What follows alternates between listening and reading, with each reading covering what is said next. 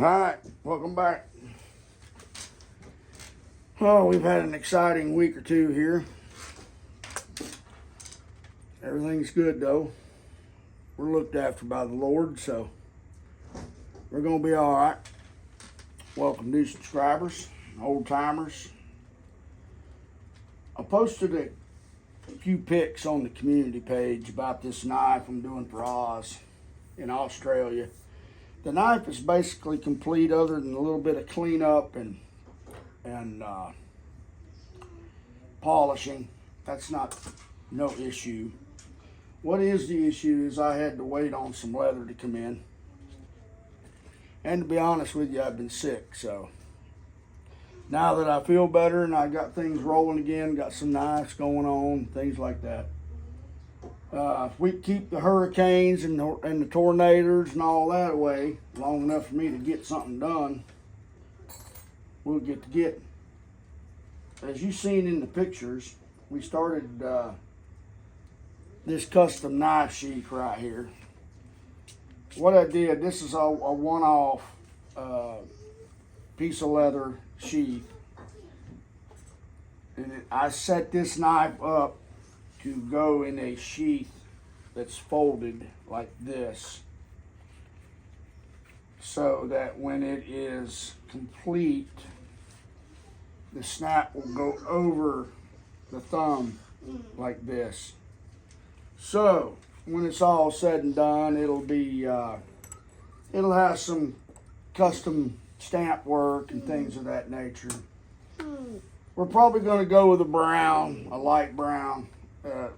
Keep it kind of natural, not go overboard with the inlay or the leather engraving or whatnot.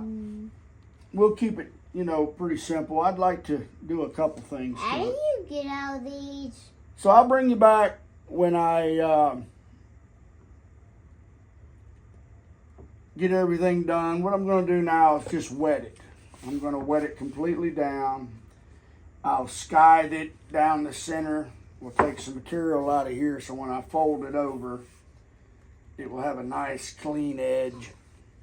It won't be so hard to get the close up. And then I'll measure it for the whelp. Hey, Papa, could I borrow this? Yeah. Thanks. I'll measure it for the whelp. And what the whelp is a strip of material that runs down the edge here, like so. From here all the way down. When I fold this over, that welt will be in here like this, okay? It'll double the thickness. Well, it'll give it extra thickness. What that's for is for the blade to clear. It's not rubbing on the inside of the sheath. It gives me strength along the edge. And I stitch right through it, so it makes it stronger. I'll probably do a copper rivet in the top up here like this. I know he's right-handed. Belt loop, standard belt loop. But anyway, that's what I'm doing. So what I'm going to do right now is I'll probably wet it, like I said.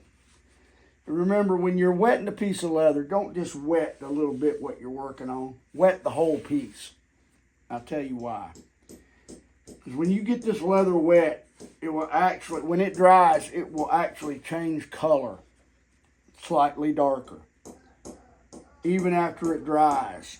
So what you don't want to do is have a leather sheath that's half one color and half other. Go ahead and wet the whole thing. All I do is take a rag, a little bit of water, we'll soak it down. Like so, flip it over and just wet the whole thing. See that color change? You want that consistent across the whole sheet, okay? Now that this leather's wet, and when it dries, it'll dry a little stiffer. This is 8 ounce. I wanted 10, but they were out of 10. I took what I got. I'll make it work because we got skills like that. Anyway. Enough about all that. We want to wet it down, okay? What this does, it allows this leather to be softer. and it allows my stamps to work better in the leather. It allows me to carve it better. It folds easier. We get the whole thing wet all the way. I wet both sides. Some guys don't. Some guys only wet the front. I wet the back, the bottom, whatever you want to call it. I wet it all. Like I said, it makes it easier to work. Won't hurt a thing. Then once I do that, I let it dry a couple minutes. Why you say you wet it and then let it dry? Well, right now I don't want it to where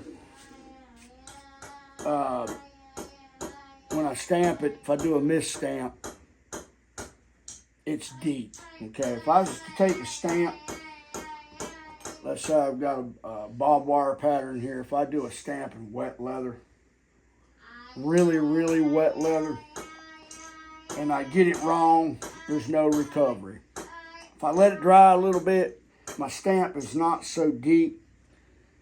I don't want the stamp to show up on the back side. I just want it to stay on the front. That's why I let it dry a little bit. I'm sure other sheath makers have their own reasons. That's my reason. Anyway, that's not what I'm going to be using, so it doesn't matter about the barbed wire pattern. So I'm going to dress this edge all the way around it. I'm going to make sure it's nice and clean. I'm going to put a border around it. I'll probably stamp my logo in it. My John Arnett's Way saw blade in it. And I'll give him a nice border all the way around it. It'll have a nickel silver snap. Probably a Lone Star silver snap. And hand stitch it. And we'll go from there. But what I'm going to do is I'm going to get this edging done. Then I'll bring it back and let you look at it. I'll probably bring that edging all the way around this belt loop section, just to dress it up a little bit. Anyway, that's what I'm doing right now.